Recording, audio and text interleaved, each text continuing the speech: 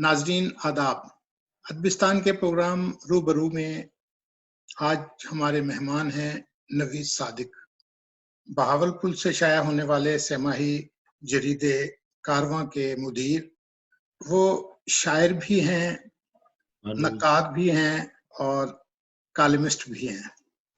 आइए अपने मेहमान से मुलाकात करते हैं। नवीद सादिक भाई, आपको अदबिस्तान के प्रोग्राम रूबरू में खुश आमदीद कहते हैं। जी ममनून हूं आपका, बहुत शुक्रिया। नवीद सादिक भाई, तो आप थोड़ा सा अपना सवानही तारुफ कर पेश कर दीजिए ताकि लोगों को आपके बारे में जरा पता लग सके। भाई शुक्रिया, आपने इस लायक जाना।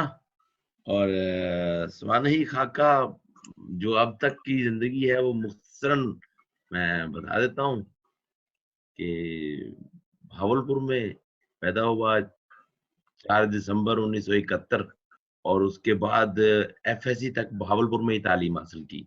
उसमें यह है कि मिडिल तक जो तालीम थी भावलपुर में, वो तो हमारा वहाँ मॉडल स्कूल था, एलिमेंट्री टीचर्स ट्रेनिंग कॉलेज का, तो वो तो मैंने वहां से हासिल की। उसके बाद हमारा भावलपुर में एक बड़ा मारूफ स्कूल जो उस जमाने में भी था, अब भी है, satellite on high school Bahawalpur, वहां से मैंने मैट्रिक किया। मैट्रिक के बाद गवर्नमेंट इंटर कॉलेज जो आजकल डिग्री कॉलेज है, गवर्नमेंट इंटर कॉलेज भावलपुर जो है बगदादुल जदीद रोड पे, तो वहां से मैंने एफएससी की प्री इंजीनियरिंग में।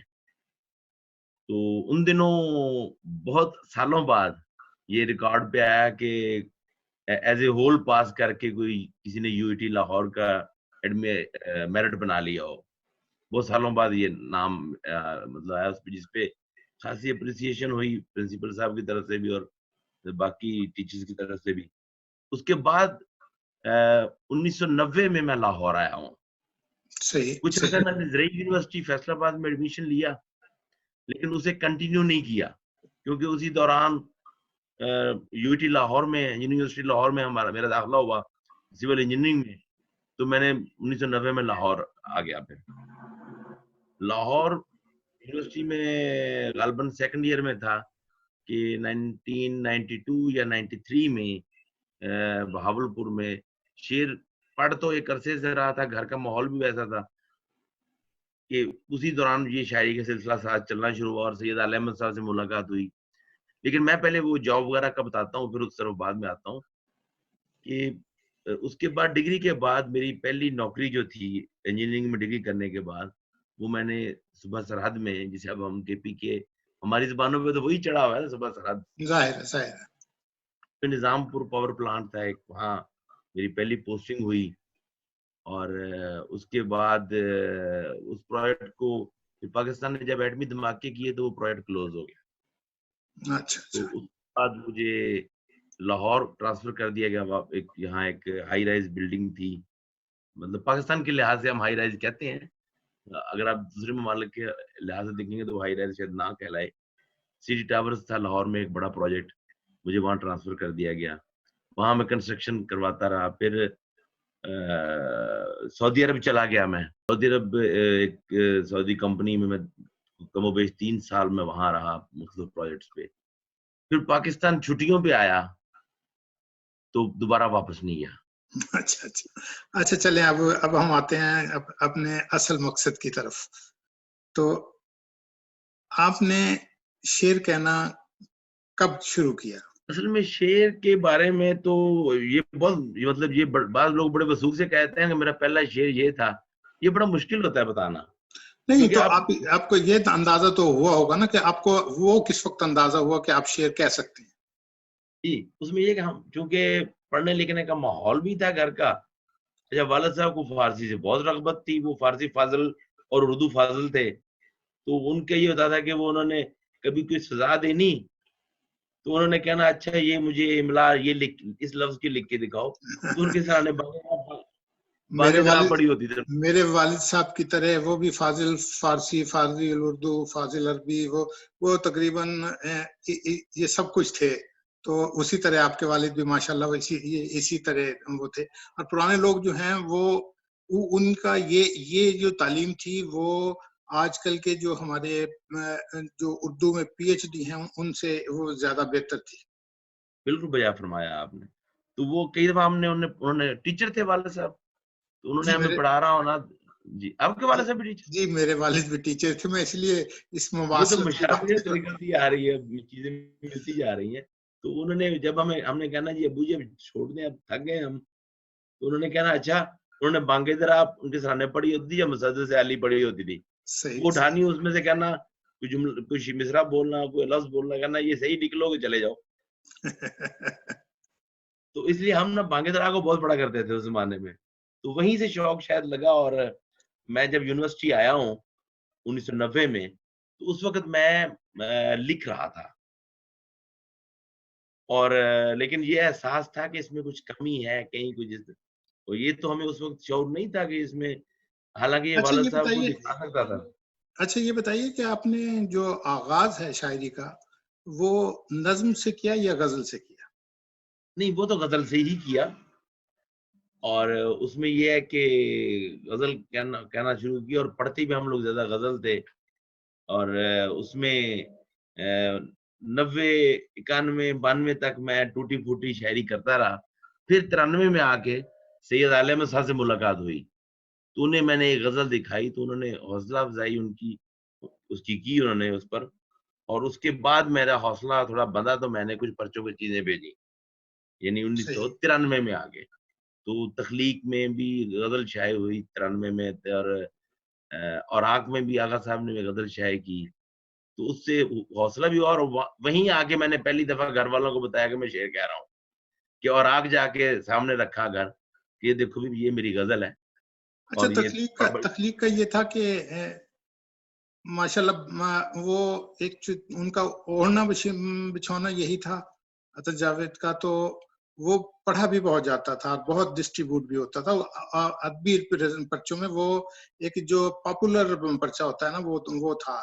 اور اس وقت یہ فنون نقوش اور یہ اس میں چھپنا تو ایک اعزاز تھا ہی، لیکن وہ چونکہ زیادہ ڈسٹریبیوٹ ہوتا تھا اس لیے اس میں جو چھپتے تھے وہ جلد پاپولر ہو جاتے تھے. جی بالکل اب فرمایا آپ نے. اور اس کی ادبی حیثیت تھی، اور وہ مطلب لوگ تمغہ سمجھتے تھے، اور آنکھ میں یا فنون میں شائع ہونا اس زمانے میں. بالکل بالکل بالکل. اچھا آپ یہ بتائیے کہ آپ کے نزدیک شاعری کیا ہے؟ شاعری مرزا بھائی دیکھیں، شاعری تو زندگی ہے. بڑی مختصر تعریف اس کی ہے کہ شاعری زندگی ہے، اور شاعری کو ہو ویسے ہی ہونا چاہیے جیسی ہماری زندگی ہے. جو زندگی میں گزار رہا ہوں، ظاہر اس میں میرا جو انداز ہوگا، جو چیزیں ہوں گی، یا جو دوسرے لوگ جو لکھ رہے ہیں، جب وہ در آئے گا، جیسے وہ ٹی ایس ایلیٹ والی بات ہے، کیٹلسٹ کہ شخصیت تو کیٹلسٹ ہے، باقی سب کچھ تو ہم نے اپنی زندگی سے کشید کرنا ہے. اچھا تو کیا آپ لکھتے وقت شعر کہتے وقت جو آپ کا پڑھنے والا ہے اسے مد نظر رکھتے ہیں، یا اپنی اس کے لیے کہ جی ہمارے اپنی سیٹسفیکشن کے لیے لکھتے ہیں؟ دیکھیے جب شعر بندہ کہہ رہا ہوتا ہے، جب میں اپنا ظاہر اپنا تجربہ ہی بیان کر سکتا ہوں، تو اس وقت تو اپنی ذات بھی مد نظر نہیں ہوتی. تو قاری کہاں ذہن میں آئے گا کہ میں کس کے لیے لکھ رہا ہوں. اچھا وہ جو کمرشل شاعری ہے شاید وہ قاری کو سامنے رکھ کے لکھ رہے ہو. نہیں دیکھیے ایک چیز ہے نا کہ اگر ہم قاری سے مراد یہ ہوتی ہے کہ اگر تو آپ قاری کو مد نظر رکھ کے نہیں لکھ رہے تو میرے نزدیک شاعری اپنا ابلاغ نہیں کراتی.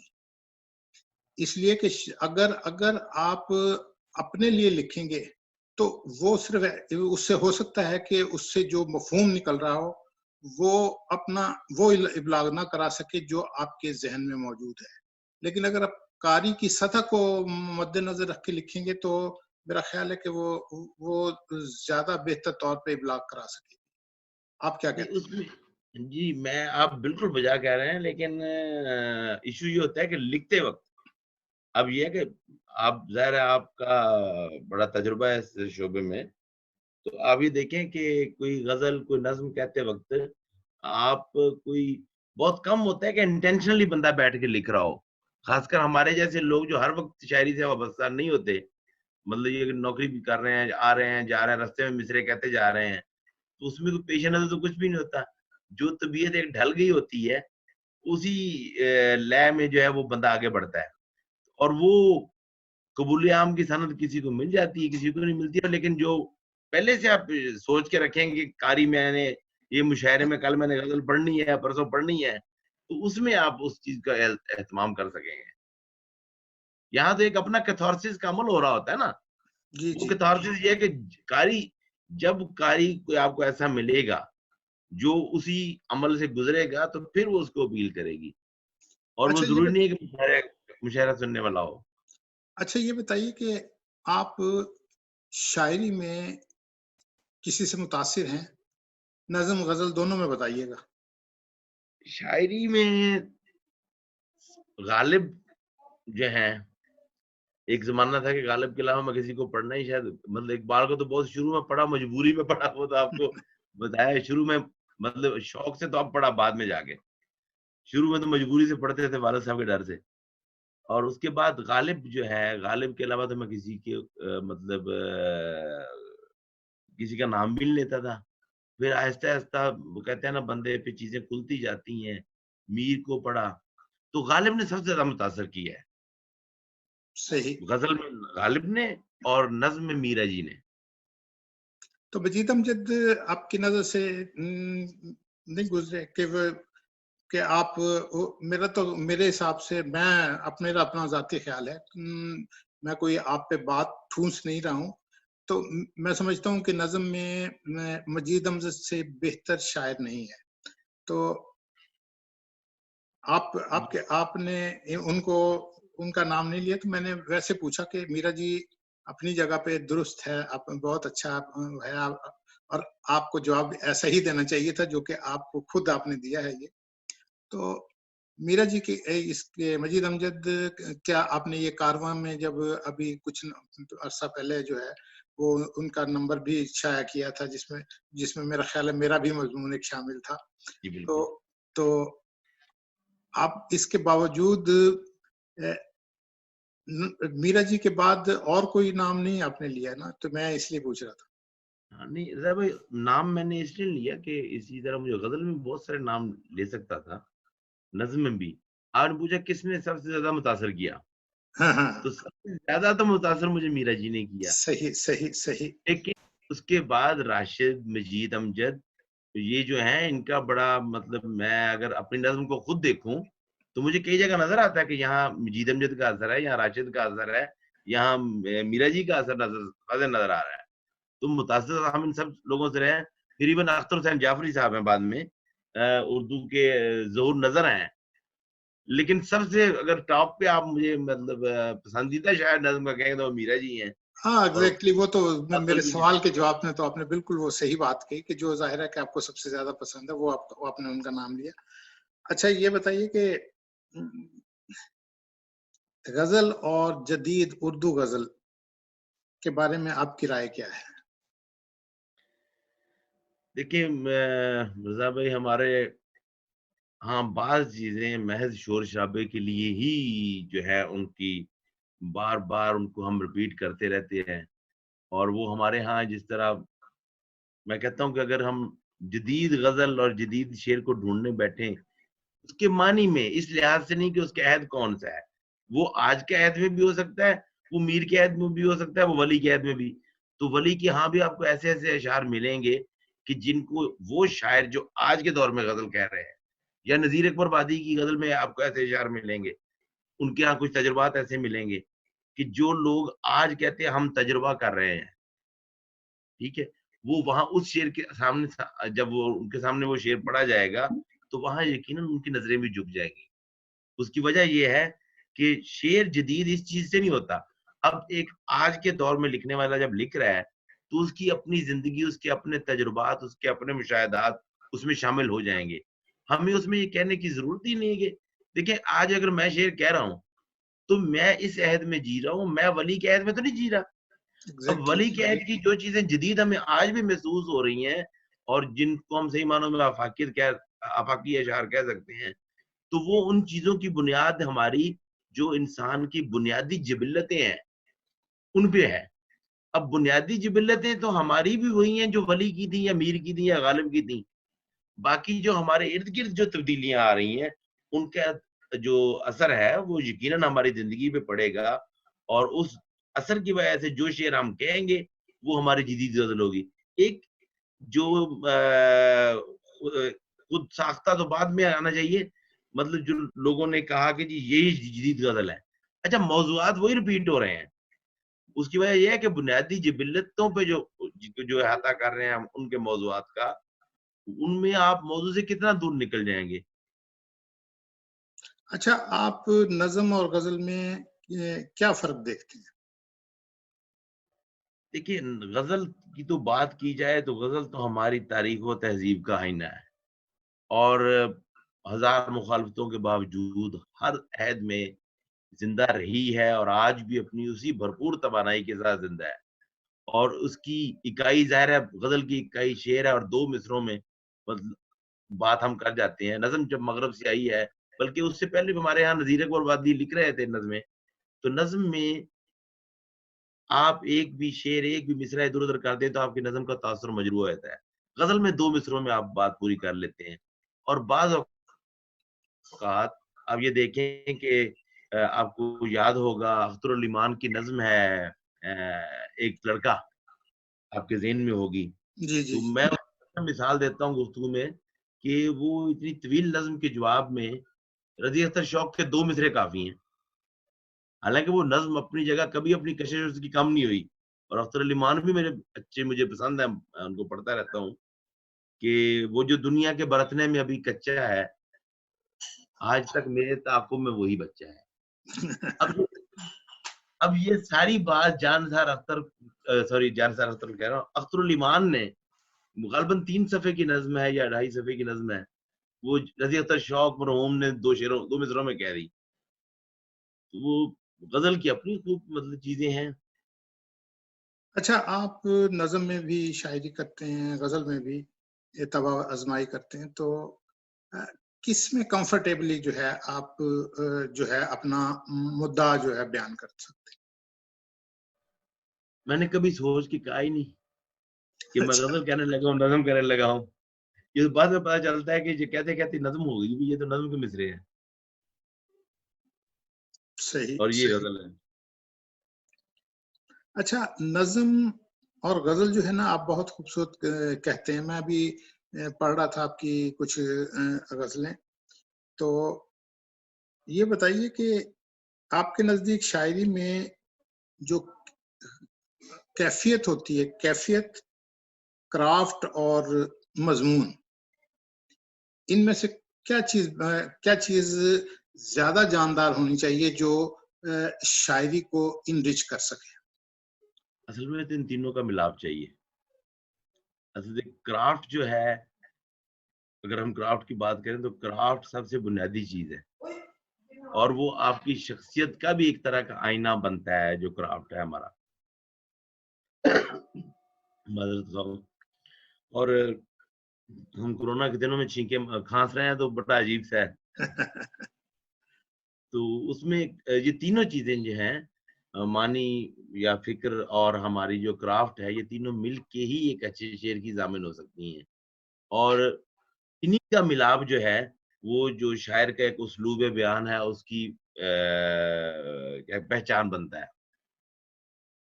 آپ کے جو وہ کہتے ہیں نا شعری نظریات, تو آپ کے شعری نظریات کیا ہیں؟ جس طرح احمد مشتاق نے کہا تھا نا کہ میرا کوئی شعری نظریہ نہیں ہے, میرا شعری نظریہ زندگی ہے. ٹھیک ہے, جس جگہ ان کا پڑھا تھا, تو میرا شعری نظریہ بھی زندگی ہے. اور یہ ہے کہ اگر انسان کا, شاعر کا ذہن سوچنے والا ذہن ہے, فکر رکھنے والا ذہن ہے, تو اس کے شعر میں بھی لامحالہ وہ چیزیں آئیں گی. اچھا, شعری تجربے کی کیفیت کیا ہوتی ہے؟ یعنی آپ کو نظم یا غزل جب آپ کہہ رہے ہوتے ہیں تو وہ آپ کو کس طرح مخاطب کرتی ہیں؟ یہ تو دیکھیں, اب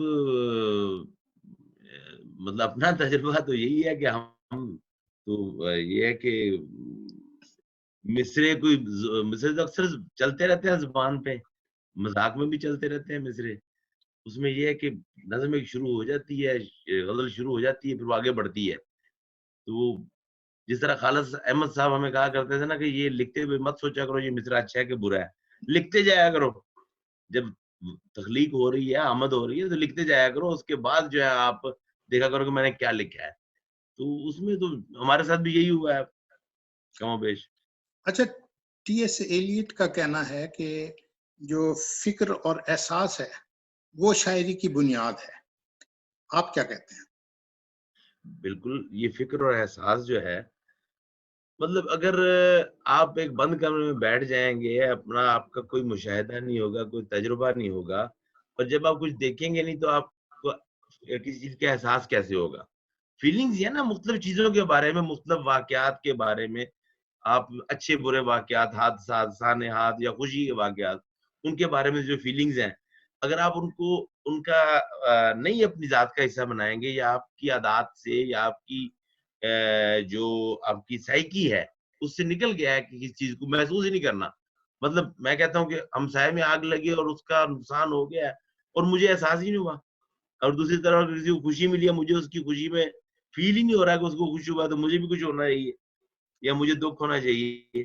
تو اس میں یہ ہے کہ اگر وہ چیزیں نہیں ہیں تو اچھا شعر کیسے اس پہ نکل سکتا ہے؟ اچھا، یہ جو جدید نظم ہے یہ کیا ہے اور اس کا آغاز کیسے ہوا؟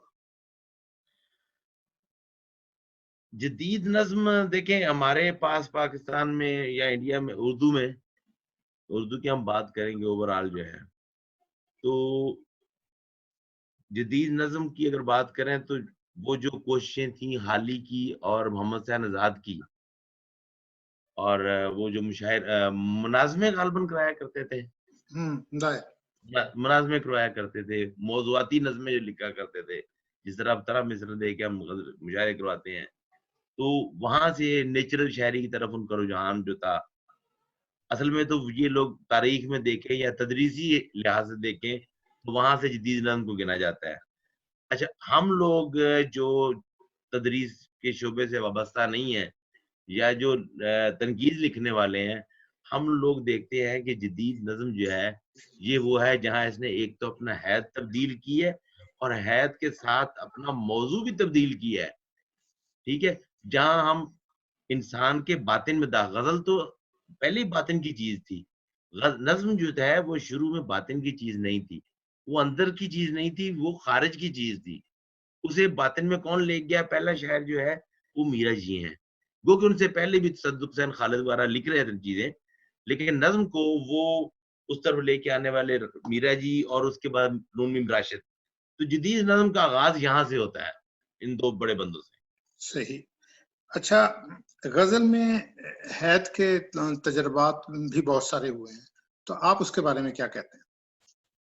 دیکھیے، غزل میں تو حید کے تجربے آپ یہ کریں کہ ہمارے ہاں آزاد غزل آپ بات کر لیں، وہ ایک کالی غزلیں بھی آئی تھی، مجھے یاد آ رہا ہے، کالی غزلیں، بھوری غزلیں، وہ ہنومانی غزلیں بھی کہہ لیں، وہ جو اے ہنومان جو تھی.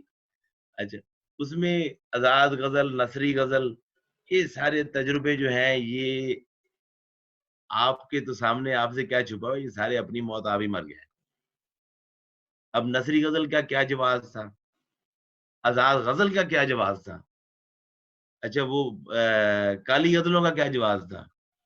آج میرے خیال میں ہم بات کر رہے ہیں، عام قاری کو پتہ بھی نہیں ہوگا کہ یہ بھی کوئی غزلیں تھیں کبھی.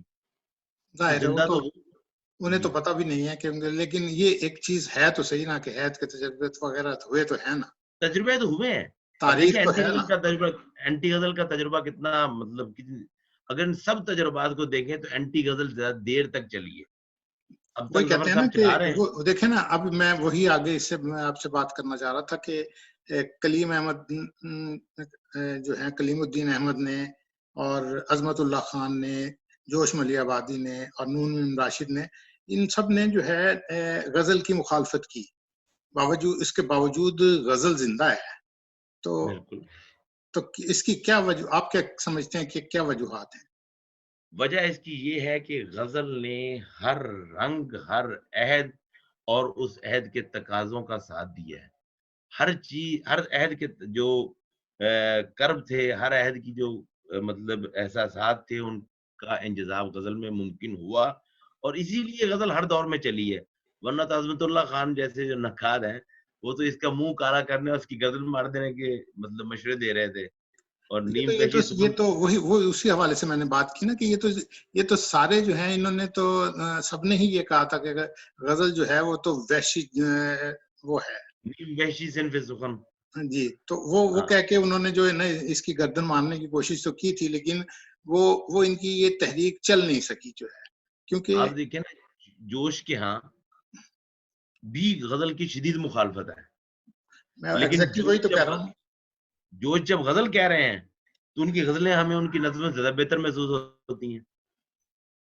اور وہ تو پھر یہ تھا نا کہ جب ایک تحریک چل رہی ہے اور آپ اس دور میں ان کی حمایت کر رہے ہیں، تو اب اس کے غزل کہے بغیر رہ بھی نہیں سکتے، تو غزل بھی کہی، اور غزل پھر وہ اس سے بہتر ہو گئی جو جس بنیاد کے اوپر وہ نظم کو غزل کو برا کہہ رہے تھے. تو نظم اتنی جامع نہیں رہ سکی ان کی جتنی غزل جو ہے ان کی غزل جامع ہو گئی. بالکل ایسا ہی ہے. اچھا آپ اس کی ایک مطلب اس کی توانائی کا اندازہ لگائیں نا غزل کا، کہ آج بھی آپ فیس بک کھول لیں، ٹویٹر کھول لیں، کوئی بھی کھول لیں، تو آپ کو خاص کر فیس بک پہ تو آپ کے بھی زیادہ جو دوست ہوں گے وہ لکھنے لکھانے والے ہی ہیں، تو آپ کو روز بے شمار غزلیں نظر آئیں گی. غزلیں نہیں تو غزلوں کے شعر ضرور نظر آئیں گے. اتنی تعداد میں نظمیں کیوں نہیں سامنے آ رہی؟ کیونکہ میں نظم گو بھی ہوں.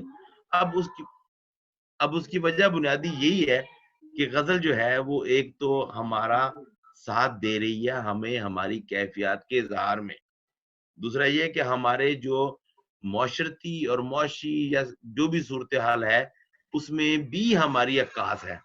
اور وہ جو شروع میں نے ایک بات کی تھی کہ تاریخ اور تہذیب کا آئینہ ہے، تو یہ ایک سلسلہ چلا اور مختلف عہد جو تھے ان میں لوگ اپنا حصہ ڈالتے آئے. آپ دیکھ لیں قطب شاہی دور یا بہمنی دور کی غزل سے لے کے آج کی غزل تک کتنا لمبا سفر غزل نے کیا ہے. اور ہماری تو زبان کی عمر بھی دوسری زبانوں کے لحاظ سے بہت کم ہے، اس میں پھر ہم غزل کی بات کر رہے ہیں اور نظم کی عمر اس سے بھی کم ہے. اور لیکن یہ ہے کہ جتنی پذیرائی ہوئی ہے، کیا یہ پذیرائی کافی نہیں ہے ثابت کرنے کے لیے کہ غزل زیادہ توانا صنف ہے؟ چلیں اچھا یہ بتائیے کہ کیا جدید شاعری سے جو ہے یا جو بھی شاعری ہم کر رہے ہیں، کیا اس نے اپنے عہد کی جو سیاسی، اقتصادی، سماجی معاملات ہیں ان کو خود میں سمویا ہے؟ جی، غزل کے موضوعات میں تبدیلی آئی یہیں سے ہے. دیکھیں اگر ہم اقبال کی بات کرتے ہیں یا حالی کی بات کرتے ہیں، حالی تو وہ تھے نا کہ جنہوں نے غزل میں تبدیلی لانے کی کوشش کی. اچھا وہ اس وقت ایک مقصدیت کی طرف جانا چاہ رہے تھے. اقبال کو بھی انہی کا میں تسلسل گنتا ہوں. اچھا اس کے بعد جب ہم آئے ہیں یہ عناصر اربع غزل کے جو پتہ نہیں کس نے بنا دیے، ٹھیک ہے، حالانکہ وہ ایک طبقہ تھا جو غزل کی روایتی یعنی جو ایک اساتذہ سے چلی آ رہے تھے سلسلہ، اسی کو آگے بڑھانا چاہ رہے تھے کہ وہی مضامین ہو، وہی رنگ ہو، وہی روپ ہو. لیکن اسی دور میں آپ دیکھیں یگانہ آتے ہیں. اب یگانہ کے ہاں پہلی دفعہ جو انسانی نفسیات کی شکست و ریخت ہے وہ ہمیں ملتی ہے. صحیح. اور وہ ان موضوعات سے ہٹے ہیں، یہ ان کے ہم اثر ہیں، مطلب جو عناصر اربع جنہیں ہم کہتے ہیں ان کے ہم اثر ہیں اور ان سے بالکل مختلف غزل کہہ رہے ہیں. اور اس کی وجہ یہ ہے کہ ان کے ہاں جو ان کے حالات ہیں وہ اس کے اندر آئے ہیں، لیکن اپنی پوری کہنا چاہیے کہ غزل کے جتنے شعریت کے تقاضے ہیں ان کے ساتھ. اب ہم آگے جب آئے ہیں تو کیا میں پاکستان کے بعد تقسیم کا جو عمل تھا وہ ہماری غزل میں بہت کھل کے سامنے آیا ہے. اور ہمارے شاعر جو ہیں، اب یہ بہت بڑا سانحہ تھا، مطلب ایک قومی سانحہ تھا ہمارے لیے کہ یہ تقسیم کا، بلکہ دنیا میں ایسے واقعات جو ہیں وہ ہلا دیتے ہیں قوموں کو. تو اس کے بعد یہ ہے کہ وہ چیز ہمارے ہاں کھل کے آئی. ناصر کاظمی کے ہاں دیکھیں ہجرت کا عمل جو ہے تو کیا یہ ہجرت کا عمل جو تھا جس طرح ناصر کے ہاں آیا یا ناصر کو تجربہ ہوا وہ 100 سال پہلے کسی کے ہاں نظر آتا ہے؟ وہ یہی تھا کہ اس نے بدلتے ہوئے حالات کا نے شاعر پہ اثر کیا ہے اور شاعر کے اظہار میں وہ چیزیں آئی ہیں. اور اس کے بعد بھی دیکھیں کہ مارشاء اللہ کا دور ہے تو مارشاء اللہ کے دور میں جو ہمارے لوگوں نے علامتی پیرایا بھی اختیار کیا اور ان چیزوں کو بھی غزل میں لے آئے. اور آج بھی آپ دیکھیں کہ ہمارے جو نفسیاتی مسائل تو ایک طرف، ہمارے جو سیاسی سماجی مسائل ہیں وہ بھی وہ شاعر جو پوری طرح علامت سے واقف ہیں، استعارہ ان کے ہاں موجود ہے. ایک تو وہ ہوگی نا جو صحافتی شاعری ہو گئی، جنہوں نے علامت کا سہارا نہیں لیا، جنہوں نے تلازمے کی تشکیل نہیں کی، وہ تو صحافی شاعری کی طرف چلے گئے. دوسرے وہ لوگ جو ہمارا لکھ رہے ہیں ان کے ہاں پورا سیاسی سماجی کر موجود ہے اور اب بھی جو صورتحال چل رہی ہے یہ ان کے ہاں نظر آئے گی. باقی وہ جو روی میں شعر کہنے والے ہیں کہ کرونا کی بیماری آئی تو کرونا میں بھائی شعر لکھیں تو اس کو تو آپ ایسی شاعری نہیں مانتے. صحیح صحیح صحیح صحیح. اچھا نوید صاحب آپ یہ بتائیے کہ شاعری تو آپ شروع سے کر رہے ہیں، تو یہ جو آپ تنقید اور پھر کالم نگاری کی طرف یہ اس طرف کیسے آ گئے؟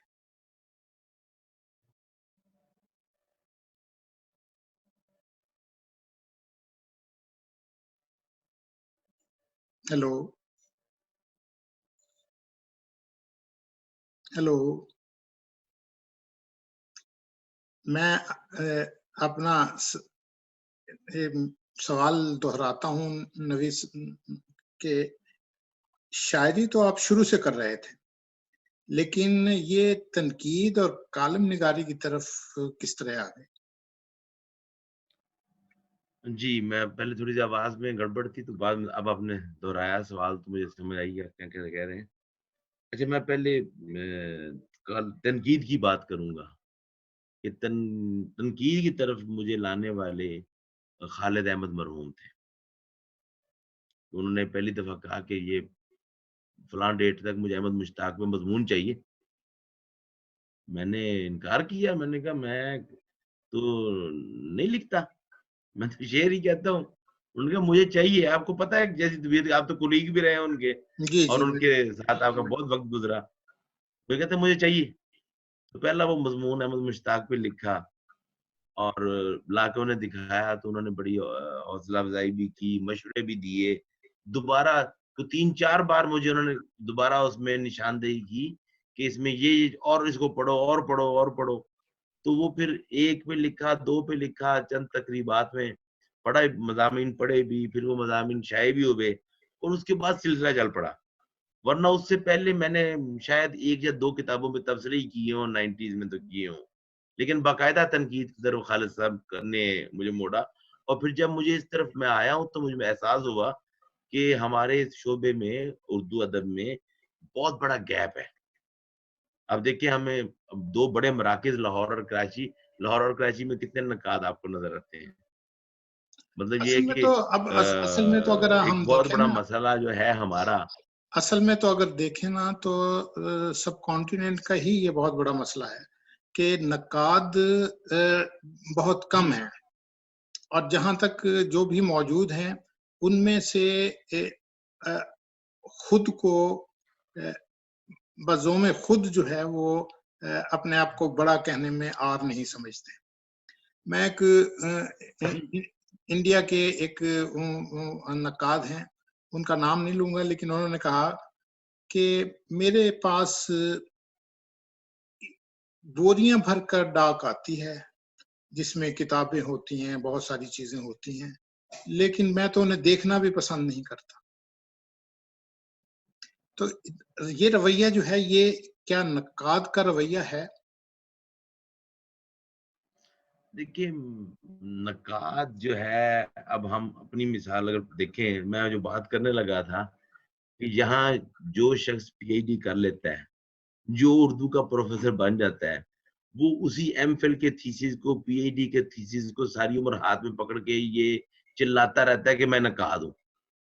اور وہ اسی کو اپنا، میں نے مطلب آپ کے سامنے بہت سارے لوگ ہیں، میرے سامنے بہت سارے نام ہیں جو صرف وہی ایک تھیسس جو ہے وہ شائع کروا کے اور باقی ساری عمر صرف وہ جس پہ بھی بات کرنی ہے وہ میر سے بات شروع کریں گے, اس شاعر پہ آگے روک دیں گے, نام بدل دے تو وہ کسی پہ بھی لگ جائے گا وہ مضمون. اب جو رویہ آپ نے کہا ہے, میں بھی وہاں تک پہنچ گیا ہوں نقاد تک.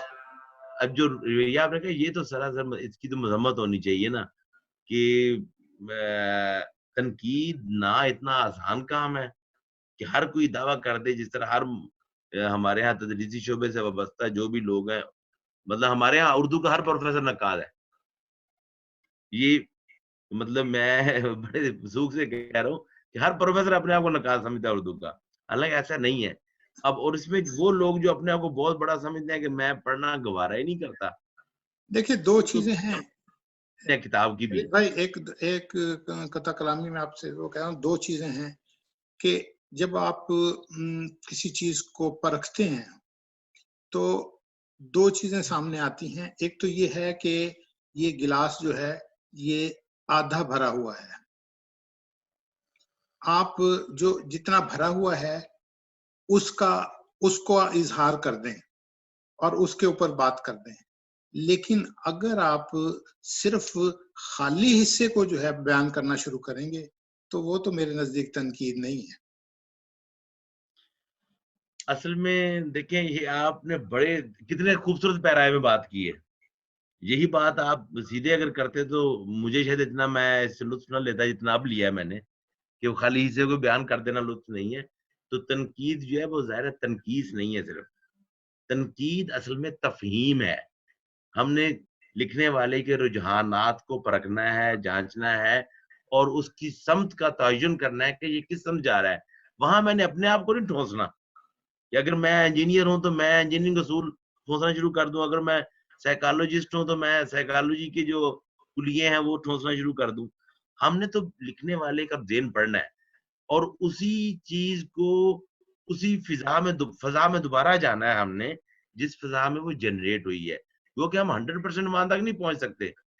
تو اس کے لیے نقاد جو ہے اس کا علم تو زیادہ ہونا ہی چاہیے, مطلب اس کو بہت سے شعبوں پہ عبور ہونا چاہیے, بہت سے شعبوں سے آگاہی ہونی چاہیے, تبھی وہ ایک بار پہنچے گا نا. سر بھائی میں یہ سمجھتا ہوں کہ جب آپ اب اس وقت لکھے جو ہے غزل, نظم, دوسری چیزیں لکھی جا رہی ہیں, اگر آپ صرف تنقید کریں گے تو وہ تو لکھنے کی کو ختم کرنے والی بات ہے. آپ مثبت تنقید نہیں کریں گے کہ اگر آپ لکھنے والے کی انگلی پکڑ کر آپ اس کو آگے لے کر نہیں جائیں گے بطور تنقید نگار, تو میں سمجھتا ہوں کہ آپ تنقید نگار نہیں ہیں. آپ تو وہ جو دکان پہ ہے, کسائی کی دکان پہ آپ بیٹھے ہوئے ہیں, آپ ٹھکا ٹھک مار رہے ہیں گوشت کے ٹکڑے, پارچے, کہ یہ پارچہ اچھا ہے اس کو ایک طرف کر دو اور دوسری طرف سے اٹھا کے ہڈی ایک طرف کر کے رکھ دو. تو یہ تنقید نہیں ہے. ہمارے ہاں جو کوئی تنقید ہو رہی ہے وہ یہی ہے. آپ کا کیا خیال ہے؟ نہیں, میں اسی لیے کہہ رہا ہوں کہ تنقید کا مطلب ہی جب جانچ پرکھ ہے اور اس میں ہم نے ظاہر ہے اس کے مثبت جو پہلو ہیں ان کو اجاگر کرنا ہے, اور جب ہم نے اس کی سمت کا تعین کر دیا, اس کے ہاں جو مثبت رجحانات ہیں ان کو ڈھونڈ لیا اور ان کو بیان کر دیا, تو کیا ہم ایک راستہ نہیں دے رہے دوسروں کو؟ اگر ہم دینا چاہیے ہم راستہ دے رہے ہیں دوسروں کو کہ دیکھیں بھائی, یہ دیکھیں یہ ایک راستہ نکلا ہے اور یہ اس تخلیق نے نکالا ہے, اس پارے سے نکلا ہے, اور یہ دوسروں کو ہم گائیڈ کر رہے ہیں. اچھا, وہ جو ہے نا تنقید کا ایک مطلب, میں اسی طرف آ رہا تھا, تنقید کا مطلب ہرگز یہ نہیں ہے کہ آپ خامیوں کی نشاندہی کرتے چلے جائیں. اچھا یہ شعر اچھا ہے, یہ برا ہے, یہ شعر اچھا, یہ برا ہے, یہ نظم اچھی نہیں ہے, یہ بری اچھی ہے. تو یہ تو تنقید نہیں ہے. یہ تو آپ کہہ رہے ہیں کہ ایک قاری کا ذوق ہے, جس کا ذوق ہے کہ اس کو کچھ اچھا لگ رہا ہے, کچھ اچھا نہیں لگ رہا. تنقید کے میں جب ہم بات کریں گے تو ہم فن پارے کی تفہیم کریں گے, اس کے رجحانات کی سمت کا تعین کریں گے, اور وہ جو راستہ ہوگا وہ دوسروں کو دکھا رہے ہیں ہم لوگ, اور اسی پہ ہم نے. لیکن یہ کہ تخلیق کار کو جو تنقید نگار چاہتے ہیں جو ناقدین چاہتے ہیں کہ تخلیق کار ہمارے کہے پہ چلے. ایسا بھی تو ہے نا, بہت سے نقاد ہمارے سامنے ہیں. جی جی. اچھا اب یہ ہے کہ وہ کہتے ہیں اچھا جی یہ اس نے یہ کیوں کہا ہے, اس نے یہ کیوں نہیں کہا. اچھا یہ آپ اپنی ذاتی رائے تک تو رکھ سکتے ہیں, لیکن آپ کیا کسی کے مزاج میں, کسی کی شخصیت میں, کسی کی سائیکالوجی میں دخل دے سکتے ہیں؟ آپ ایک ماحول فراہم کر سکتے ہیں, آپ ایک ماحول فراہم کر سکتے ہیں, اور وہ ماحول اسی طور ہے کہ جو اچھی چیزیں ہیں ان کی تفہیم کی جائے اور وہ سامنے لائی جائے. اچھا یہ بتائیے کہ اب تنقید میں آپ کس نقطہ نظر کے قائل ہیں؟ دیکھیں ہمارے ہاں تنقید کے بے شمار پہلو دبستان بھی ہیں, اور ان پہ مختلف لوگ دعویٰ بھی کرتے ہیں کہ میں سائنٹیفک تنقید, یہ میں نفسیاتی تنقید, میں عمرانی تنقید کر رہا ہوں. لیکن یہ آپ کا جس فن پارے پہ آپ بات کر رہے ہیں, گھوم پھر بات وہی آتی ہے کہ جس تخلیق پہ آپ بات کر رہے ہیں, کیا وہ تخلیق کو آپ ایک شعبے میں منسلک کر دیں گے یا ہر چیز کو اپنے نقطۂ نظر سے دیکھیں گے؟ میں اگر کہتا ہوں کہ چلے میں مطلب مجھے ایک کتاب پچھلے دنوں تنقید کی پڑھ کے بہت افسوس ہوا کہ انہوں نے میر کے ہر شعر کو مسلمان کرنے کی کوشش کی تھی. مطلب کیونکہ ان صاحب کا اپنا نظریہ جو تھا کہ ادب جو ہے وہ اسلامی ہونا چاہیے کیونکہ ہم مسلمان ہیں. اچھا اب یہ ایک مطلب آپ نے وہ دور دیکھا ہوگا, ہم نے دیکھا جب اسلامی ادب کا شور مچا تھا, اور باقاعدہ ایک تحریک بھی, اس میں بہت سے لوگ اب بھی ہیں. لیکن یہ کہ جب یہ چیز ہوئی اور میر کے ہر شعر کے آخر میں آ کے ان صاحب نے اس کو مسلمان کر دیا, تو مجھے بڑی حیرت بھی ہوئی اور میر سے ہمدردی بھی ہوئی. تو میں جہاں تک سمجھتا ہوں, میں تو یہ شعر کے ساتھ چلتا ہوں اور کوشش کرتا ہوں اپنے تئیں کہ میں اس کو سمجھ لوں اور سمجھا لوں, یعنی عملی تنقید جو ہے. صحیح صحیح. اچھا یہ بتائیے کہ میں ایک منٹ رکوں گا, بات کروں گا. جی بالکل. ہم اور اس کی وجہ ایک یہ ہے کہ میں تنقید میں ڈاکٹر سید عبداللہ مرحوم سے بہت متاثر ہوں. جی جی جی. اور ان کی تنقید جو ہے, ہم نے جب شروع میں ان کی کتابیں پڑھی تھیں تو کیا کوئی ایسی بات رہ جاتی تھی کہ جب جو آپ کی سمجھ میں نہ آئی ادب کے طالب علم کی حیثیت سے. صحیح. اور وہ نکات بھی ہیں کہ جن کی کتابیں ہم آج بھی پڑھتے ہیں, آپ بھی یقیناً آپ مجھ سے بڑے ہیں, آپ بھی پڑھتے ہوں, شاید آپ کو بھی نہ سمجھ آتی ہوں, ہمیں تو کیا آنی ہے, وہ نکات بھی موجود ہیں. اصل میں میرا تو تھوڑا سا جو ہے نا, یہ جو آج کے دور میں ہے نا, تو میں تو اس لیے اس معاملے میں تھوڑا خاموش رہتا ہوں کہ ہمارے ناقدین نے ایک سانچہ بنایا ہوا ہے, اب اس کے اندر کسی نہ کسی کو فٹ کر کے وہ پیش کر دیتے ہیں, کوئی نئی بات نہیں کہتے. کوئی بھی آپ سیمینارز دیکھ لیں, کوئی تقریبات دیکھ لیں, وہاں پہ کوئی نئی بات نہیں کہی جا رہی. تنقید میں وہی لفاظی ہے, جدیدیت, ماں جب ماں بعد الطبیعات اور ماں فلاں, یہ جو موٹے موٹے لفظ ہیں, ان کے استعمال کے ذریعے جو ہے وہ قاری کو, سامع کو مرغوب کر لیا جاتا ہے, اور پھر وہ سمجھتے ہیں کہ یہ تو ہماری جو ہے دھاگ جو ہے نا وہ بیٹھ گئی. حالانکہ جب کوئی چیز کسی کو سمجھ نہ آئے, جب صرف وہ یہ سوچتا رہ جائے کہ یہ تو موٹے موٹے لفظ ہیں, تو کیا وہ اثر انگیزی ہوگی اس میں؟ ہرگز نہیں ہوگی. آپ یہ دیکھیں کہ آپ سب سے پہلی بات تو میں نے جو کی کہ آپ اپنا ایک نقطۂ نظر لے کے اس میں کیسے ایک شاعر کی ساری زندگی کے حاصل کو اس کے اندر جکڑ بندی کر دیں گے, اس کی کیسے کر سکتے ہیں آپ؟ مطلب میر کو مسلمان کرنے والا جو میں بات آپ کو, میں تو اسے لطیفہ ہی کہوں گا, حالانکہ میں وہ کتاب پڑھ چکا ہوں, ٹھیک ہے. اور دوسری چیز یہ کہ جو موٹی موٹی اصطلاحات والی جو بات ہے, یہ مغرب کے سے اٹھائی ہوئی چیزیں جو ہیں. اچھا آپ یہ دیکھیں, یہ جو اس طرح کی چیزیں لکھ رہے ہیں, ان کی کتاب آتی ہے, ساتھ ہی ایک بات آتی ہے کہ یہ فلاں کی مضمون کا ترجمہ ہے یورپ سے. یہ تو امریکہ میں فلاں بندی کی کتاب کا ترجمہ وہاں سے اٹھا لیا انہوں نے. اچھا اب وہ یہ اردو میں جب اس کو ٹرانسلیٹ کرتے ہیں ترجمہ کرتے ہیں چیزوں کا تو اصطلاحات بھی عجیب و غریب بن جاتی ہیں, بعض اوقات تو ہنسی بھی آتی ہے. پھر یہ کہ قاری کو مرعوب نہیں کرنا, شاعر کو ڈرانا نہیں ہے, ہم نے تو چیزوں کو کھولنا ہے. اور عملی تنقید یہی ہے. باقی نظریاتی تنقید جو ہے وہ نظریاتی تنقید جو ہے وہ نظریات کو لے کے آگے چلنا ہے, پھر اسی نظریے میں قید کر دینا ہے. تو اور یہ سیمینارز وغیرہ میں تو جو مضمون پڑھے جاتے ہیں اس کا اللہ ہی حافظ ہے. اب کیا بندہ اس کے بارے میں کہے کہ آپ مطلب مجھے وہ انتظار حسین صاحب نے وہ لکھا تھا اس پہ احمد مشتاق پہ کہ وہ وضو کر کے اس کا کوئی نظریہ شعر نہیں ہے, ٹھیک ہے. اور نظریے کا نہ ہو, اچھا میں نے اس پہ جب مضمون لکھا تو میں نے کہا کہ نظریے کا نہ ہونا بہت بڑی غنیمت ہے, بہت بڑی نعمت ہے ان کے لیے کہ وہ کسی چیز ایک چیز تک اپنے آپ کو سٹک نہیں کرتے, محدود نہیں کرتے, وہ ہر طرف ان کی نظر ہے. پھر انہوں نے دیباچے میں یہ بھی لکھا کہ یہ تو وضو کر کے داخل ہوتے ہیں, شعر کہنا جب کہنا ہوتا ہے جوتی اتارتے ہیں وضو کرتے ہیں اور پھر شعر کہنا شروع کرتے ہیں, اس طرح کا جملہ تھا.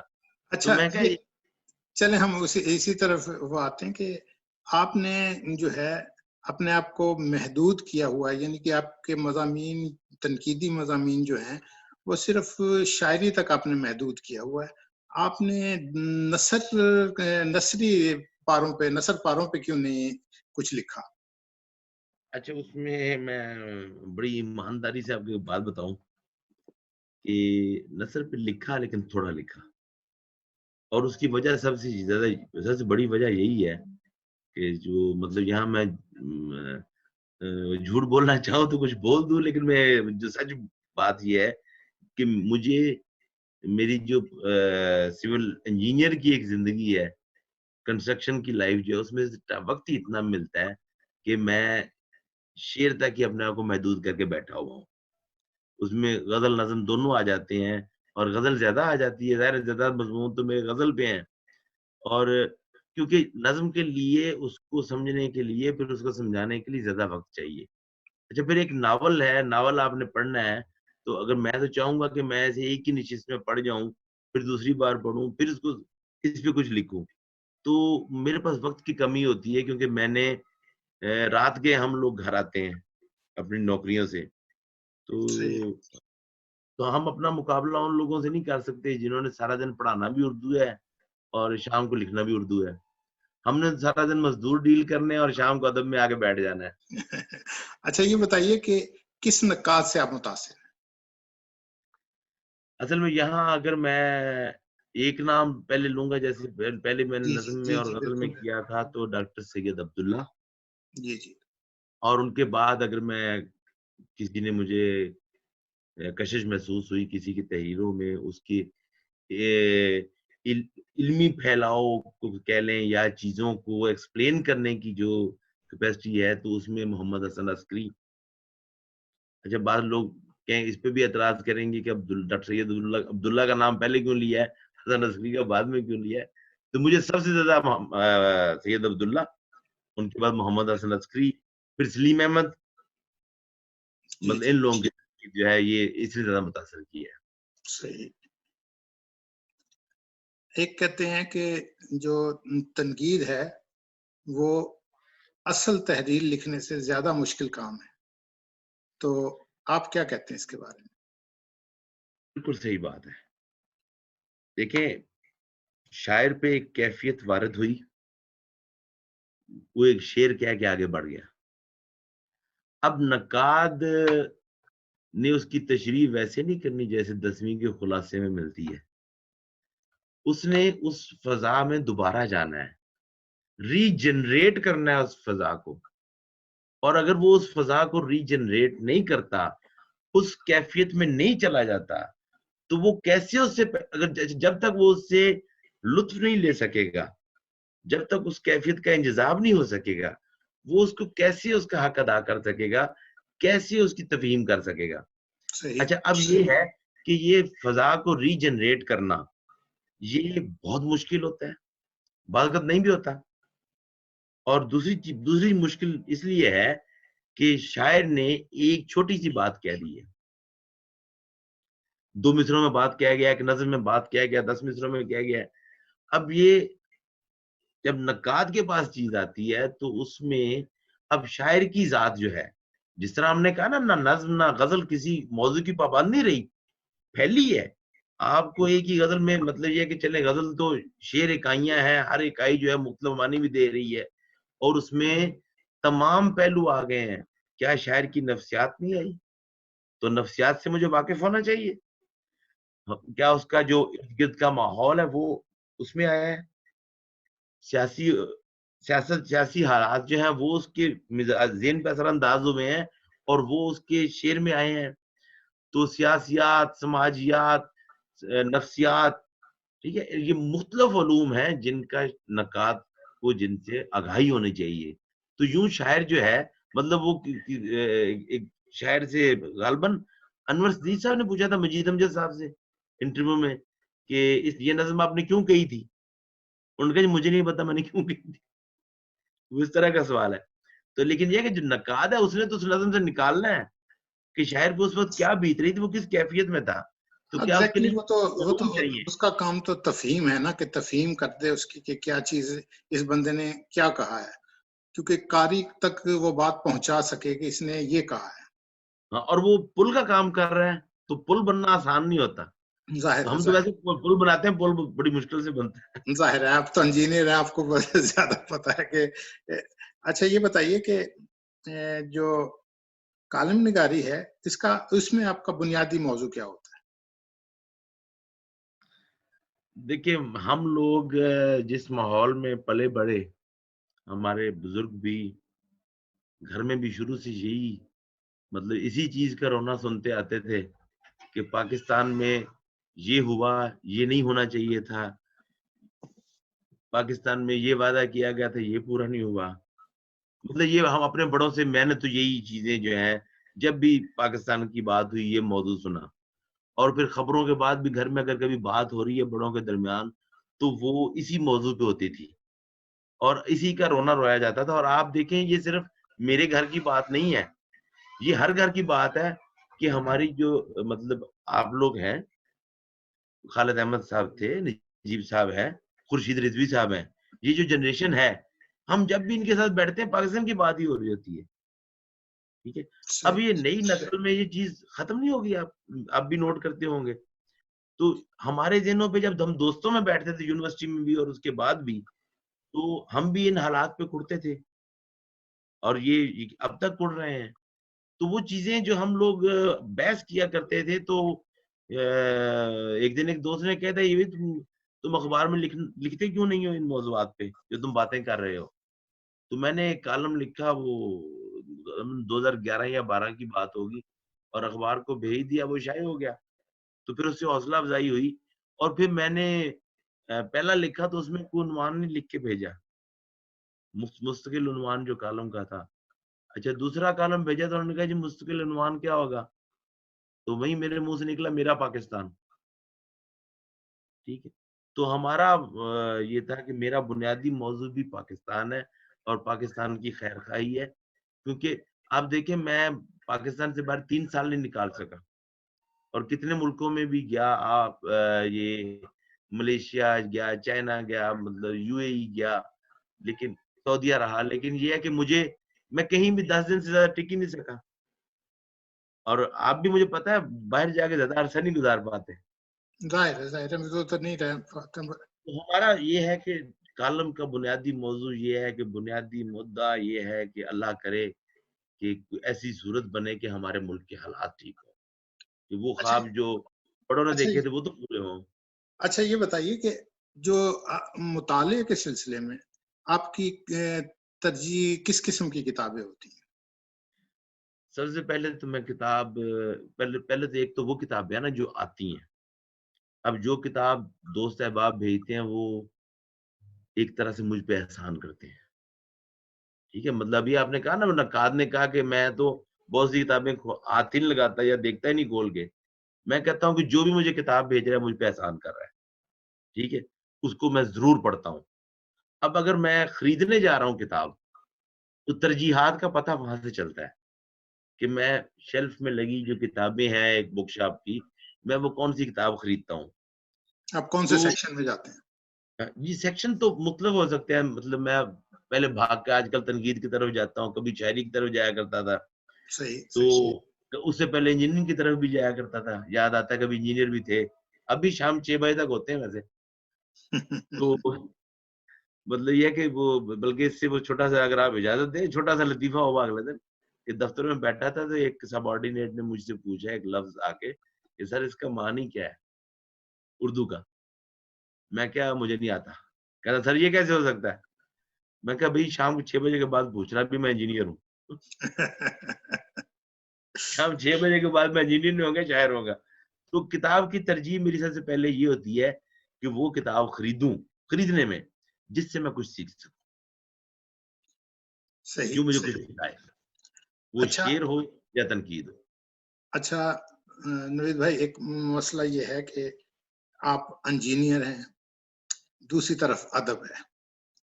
انجینئر کی زندگی بہت مصروف ہوتی ہے اور ادب جو ہے وہ بھی وقت چاہتا ہے, تو آپ ان دونوں کے درمیان نباہ کیسے کرتے ہیں؟ یہاں بڑا بے تکلف سے میں جواب دوں گا آپ کو کہ یہ وہ سوال ہے جو ہم سے دفتروں میں بھی پوچھے جاتے ہیں. ٹھیک ہے, اور کہ بھئی یہ آپ کیسے لکھ رہے ہیں. جو ہم سے سینئر ہیں وہ ہم سے یہ پوچھتے ہیں بھی تم کہاں سے ٹائم نکال لیتے ہو کالم کے لیے, جب کالم اخبار میں آتا ہے, یا کوئی غزل کہیں دیکھ لیں تو وہ کہتے ہیں بھی میں نے پڑھی تھی, کیسے ٹائم نکال لیتے ہو. اچھا اس طرح جونیئر بھی پوچھتے ہیں. اب ادب سے وابستہ دوست ہیں وہ یہ پوچھتے ہیں کہ کیا پڑھتے کس وقت ہو. ٹھیک ہے, تمہیں تو رات کو 11 بجے بھی فون کریں تم کہہ رہے ہو پرائیویٹ میں بیٹھا ہوں یا کہیں بیٹھا ہوں. اب اس میں یہ ہے کہ ہیں تو دو متضاد چیزیں, لیکن کیا یہ جو میں دن میں 200-300 بندوں سے ملتا ہوں, میں 200-300 بندوں کی سائیکی نہیں دیکھ رہا. ایگزیکٹلی. تو میرا جو تجربہ ہے انسانی رویوں کے بارے میں ان 200-300 بندوں کے رویے نہیں آبزرو کر رہا. صحیح. اور وہ رویے جو ہیں مجھے ادب میں ہیلپ بھی کر رہے ہیں. تو میں کہتا ہوں کہ یہ تضاد جو ہے وہ اتفاق بن گیا ہے, وہ ہم آہنگی پیدا ہے کس طرح ہو گئی ہے کہ یہاں سے مجھے ایک تجربہ مل رہا ہے مختلف رویوں کا, مختلف جو ہمارے افعال ہیں ان کا. اور باقی جو پڑھنے لکھنے کا معاملہ اس میں مجھے دقت ضرور ہوتی ہے کیونکہ ٹائم کم ملتا ہے, خاص کر پرائیویٹ سیکٹر سے وابستہ جو انجینئرنگ کے لوگ ہوتے ہیں ان کا یہ کہ ڈیوٹی آرز زیادہ ہوتے ہیں, کنسٹرکشن میں اسپیشلی. تو بلکہ ہوتے ہی نہیں ڈیوٹی آرز, کام چل رہا ہے تو چل رہا ہے, پھر صبح تک چل رہا ہے. تو اس میں پھر پڑھنے لکھنے میں دقت یہ ہوتی ہے کہ بعض وقت نہیں ملتا, پھر رات کو ہی آ کے جو لکھنا پڑھنا ہے وہی کرنا ہے. اچھا ایک آخری سوال اب جو ہے کہ آپ کبھی ظاہر ہے آپ کو اس میں مصروفیت ہے آپ کی ہوتی ہے, تو اتنا میں نے آپ کا ٹائم دیا, تو کیا آپ اب تک اپنے تخلیقی کام سے مطمئن ہیں, اور کیا جو آپ کے معاصر جو ادیب ہیں کام کو سراہتے ہیں؟ دیکھیں رضا بھائی, میں اگر اطمینان کی بات کی جائے تو بلکہ اس سے بھی بڑھ کے اگر کوئی مجھ سے یہ پوچھے کہ پچھتاوا ہے تو پچھتاوا میں یہی کہوں گا کہ میں بہت سی کتابیں جو میں پڑھنا چاہتا تھا میں نہیں پڑھ پایا. بہت سا کام, بہت سی چیزیں جو میں لکھنا چاہتا تھا میں لکھ نہیں پایا بہت سے موضوعات پہ. اچھا اس میں باقی جہاں تک سراہنے کی بات ہے تو الحمدللہ اللہ کا شکر ہے کہ یہ مسافت ہے, یہ میرے کم و بیش 28 برس کی غزل کا انتخاب ہے. مطلب آپ 90 سے چونکہ شعر کہہ رہے تھے 2018 میں آ کے شائع ہوئی, تو اس میں اس کو کہہ سکتا ہوں کہ 28 نہیں تو 3 سال کم کر لیں جب شائع ہونا شروع ہوا ہوں, یعنی جب باقاعدہ اصلاح بھی لینا شروع کر دی تو یہ اتنے برسوں کا ایک غزل تھی اور ایک انتخاب کرنا تھا. اور میں نے ظاہر انتخاب خود نہیں کیا, میں نے یہ انتخاب 2 دوستوں سے کروایا, خالد علیم صاحب اور شاہد ماکلی میرے ہیں. میں نے ایک جونیئر کا انتخاب کیا, ایک سینئر کا انتخاب کیا کہ وہ دونوں کس اینگل سے دیکھ رہے ہیں. انہوں نے یہ انتخاب کیا میری غزلوں کا. تو باقی اس مسافت کو اللہ کا شکر ہے کہ جتنا سراہا گیا اس سے میری توقعات سے بہت زیادہ تھا، بلکہ آپ کہیں 200% زیادہ تھا. اور لیکن اطمینان نہیں ہے، اور اسی اطمینان نہ ہونے کی وجہ ہے کہ کتابوں میں اتنی تاخیر ہوتی جا رہی ہے. ابھی اس سال ارادہ تھا بلکہ پہلے نظم کی کتاب ہی تیار کی تھی، دورانیہ، لیکن اب جب بالکل تیاری باندھ لی تو یہ وبا ہمارے پوری دنیا میں پھیل گئی. تنقید کی کتابیں بھی اسی طرح یہ ہے کہ اب جا کے اکٹھی کی ہیں، لیکن وہ وہی بار بار کا عمل جو ہے نا، وہ اطمینان نہیں، کیفیت نہیں آنے دے رہا. تو یہ بہرحال اس میں اطمینان کی کیفیت نہیں آ سکتی، کم از کم میری ذات تک. نوید بھائی بہت شکریہ آپ کا کہ آپ نے اپنے قیمتی وقت میں سے وقت نکالا اور ادبستان کے پروگرام روبرو کو وقت دیا اور اس میں شرکت کی. ادبستان کی جانب سے ہم آپ کا بہت شکریہ ادا کرتے ہیں. جی میں بہت شکریہ آپ کا بھی، اور کہ آپ نے اتنا وقت دیا ہمیں.